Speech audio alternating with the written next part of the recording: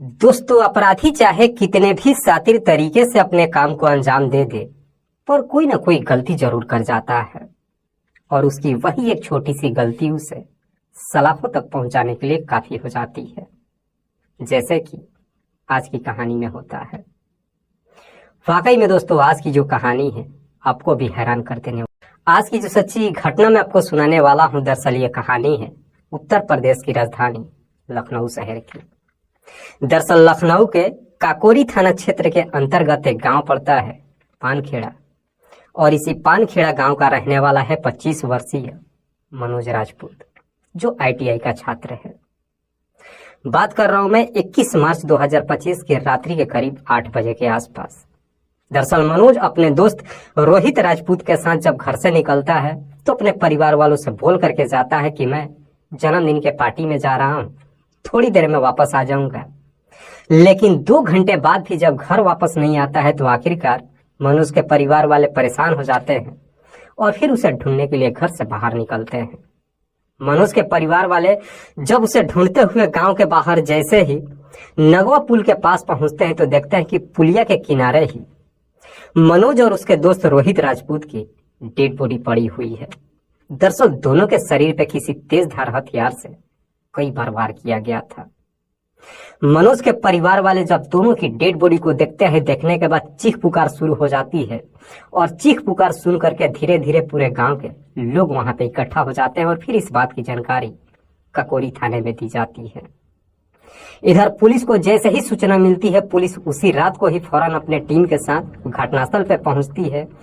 और जब मनोज की डेड बॉडी को चेक करती है तो मालूम चलता है कि मनोज के गले के साथ साथ उसके शरीर पे किसी तेज धार हथियार से कई बार वार किया गया था और उसके दोस्त रोहित के दोनों हाथ के नस काट दिए गए थे। हालांकि पुलिस घटनास्थल की बड़ी बारीकी तरीके से मुआयना तो करती है, लेकिन पुलिस को वहां पे कोई सबूत नहीं मिलता है। इसीलिए पुलिस दोनों की डेड बॉडी को अपने कब्जे में लेने के बाद उसे पोस्टमार्टम के लिए भेज देती है और अगले दिन जब पोस्टमार्टम रिपोर्ट आती है तो उस रिपोर्ट में बताया जाता है कि रोहित के शरीर पे किसी तेज धार हथियार से लगभग 22 बार वार किया गया था। हालांकि जब पोस्टमार्टम हो जाती है उसके बाद से पुलिस दोनों की ही डेड बॉडी को उनके परिवार वालों के हवाले तो कर देती है, लेकिन मनोज के साथ साथ रोहित के परिवार वाले भी डेड बॉडी को रिसीव करने के बाद उसका अंतिम संस्कार नहीं करते हैं, बल्कि गांव के बाहर मदन रोड पे ही डेड बॉडी को रख करके धरना प्रदर्शन शुरू कर देते हैं और पुलिस प्रशासन के खिलाफ नारेबाजी करने लगते हैं, जिसकी वजह से वहां पे काफी पुलिस बल तैनात की जाती है। पुलिस जब वहां पे पहुंचती है तो घर के परिजन पुलिस से भी नोकझोंक करने लगते हैं, लेकिन हालात की स्थिति को देखते हुए पुलिस कैसे भी दोनों के ही परिवार वालों को ये समझाने में कामयाब हो जाती है कि इनके जो भी आरोपी होंगे हम उन्हें जल्द से जल्द गिरफ्तार कर लेंगे। आखिरकार मनोज के साथ साथ रोहित के परिवार वाले भी पुलिस पे भरोसा कर लेते हैं। दोनों की ही डेड बॉडी का अंतिम संस्कार कर दी जाती है। उसके बाद से पुलिस इस केस की जांच पड़ताल शुरू कर देती है। दरअसल पुलिस इस केस की जांच पड़ताल करते हुए सबसे पहले मनोज के मोबाइल नंबर के कॉल डिटेल्स को निकालती है। हालांकि जब डिटेल्स को चेक करती है तो मालूम चलता है कि उसमें एक ऐसा नंबर मौजूद था जिस पे मनोज उसी नंबर पे एक दिन में ही लगभग 35 बार बातचीत किया हुआ था।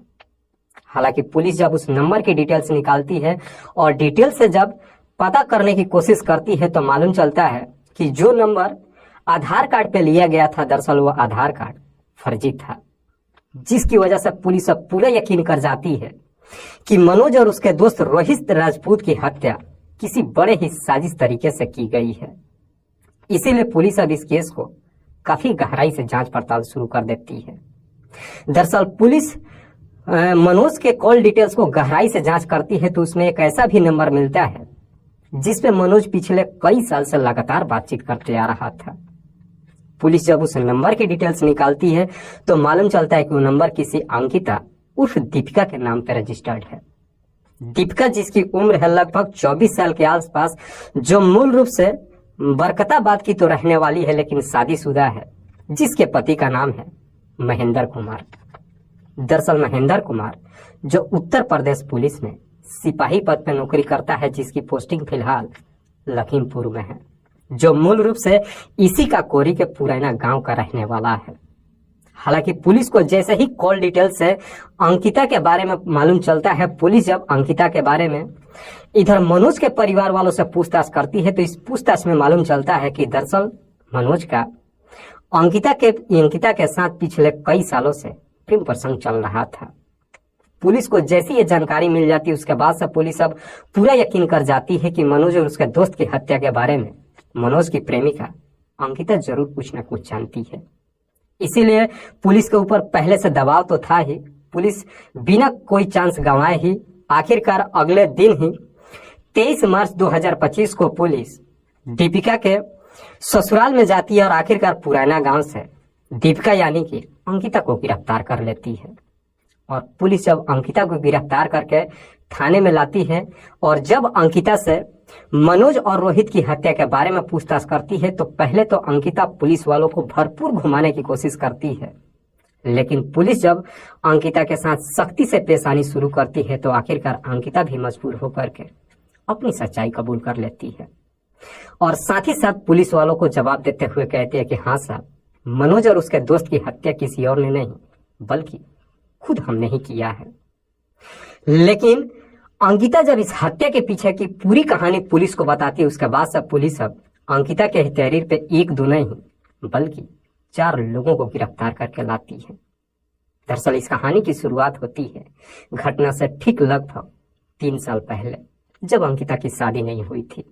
करीब 3 साल पहले मनोज की दोस्ती इसी बरकताबाद की रहने वाली अंकिता से होती है और जब दोस्ती हो जाती है उसके बाद से दोनों फोन पे एक दूसरे से बातचीत करने लगते हैं और बातचीत करने का नतीजा ये होता है कि आखिरकार कुछ ही महीने के बाद अंकिता और मनोज के बीच में प्रेम प्रसंग शुरू हो जाती है। हालांकि दोनों के बीच में जब प्रेम प्रसंग शुरू होती है दोनों एक दूसरे से बातचीत भी करते हैं, जब भी मौका मिलता है एक दूसरे से मुलाकात भी कर लेते हैं और जैसे जैसे समय गुजरता है समय के अनुसार दोनों एक दूसरे के इतने करीब आ जाते हैं कि आखिरकार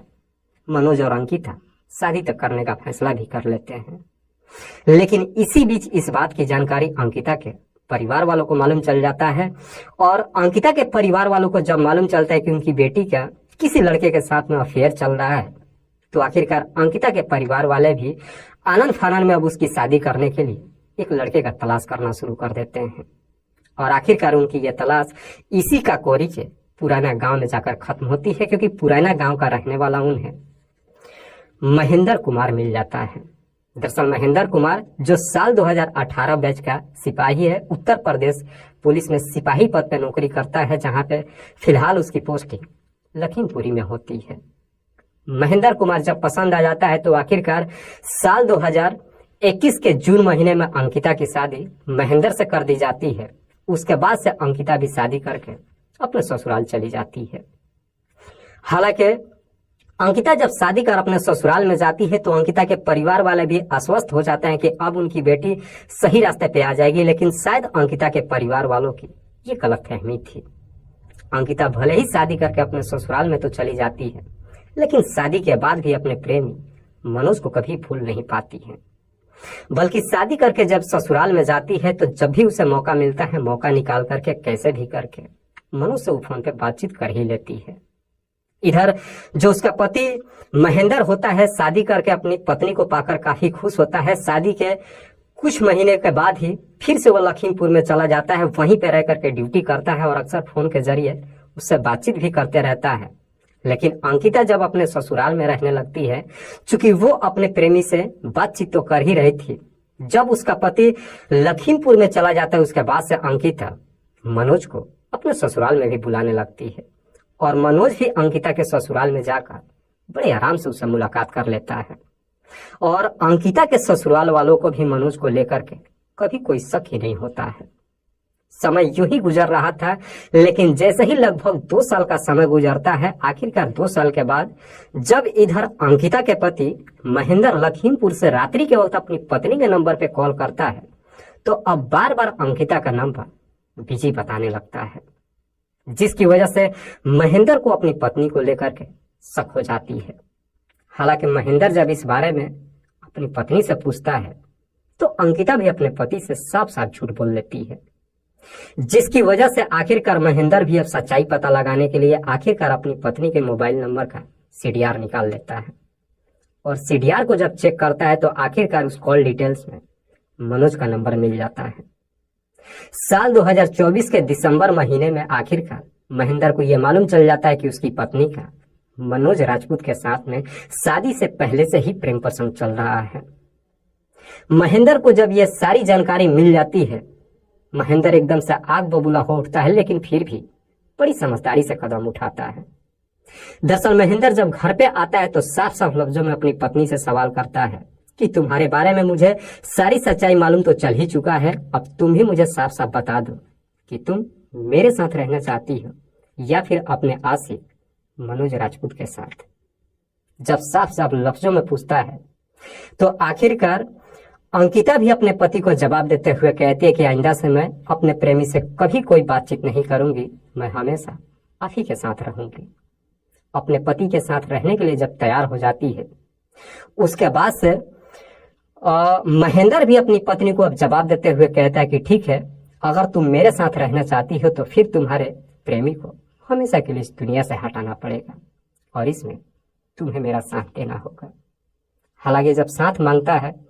शुरू में अंकिता उसका साथ देने के लिए तैयार तो नहीं होती है, लेकिन महेंद्र जब अपनी जीत पर उतर जाता है और कहता है कि अगर तुम मेरा साथ नहीं दोगी मनोज को इस दुनिया से हटाने में, तो फिर मैं भी तुम्हें अपने पास नहीं रखूंगा। जिसकी वजह से अंकिता भी मजबूर हो जाती है और ना चाहते हुए भी अपने पति का साथ देने के लिए तैयार हो जाती है। उसके बाद से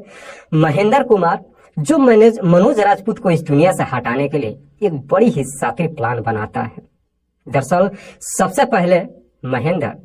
फर्जी आधार कार्ड पे जाकर के 2 सिम कार्ड खरीद करके लाता है। उसमें से एक सिम कार्ड अपनी पत्नी को दे देता है, दूसरा अपने पास रख लेता है और साथ ही साथ अपनी पत्नी से कहता है कि इसी नंबर से तुम मनोज के नंबर पे कॉल करोगी और इसी नंबर से तुम मुझसे भी बातचीत करोगी। महेंद्र जो कि पुलिस में था, सिपाही था, उसे मालूम था कि पुलिस जब किसी केस की जांच पड़ताल करती है तो किस हद तक जांच पड़ताल करती है और किस तरीके से वो अपराधियों तक पहुंचती है। इसीलिए महेंद्र बड़ी शातिर तरीके से इस प्लान को बनाता ही नहीं है, बल्कि इस काम को अंजाम देने का एक षड्यंत्र भी बनाता है।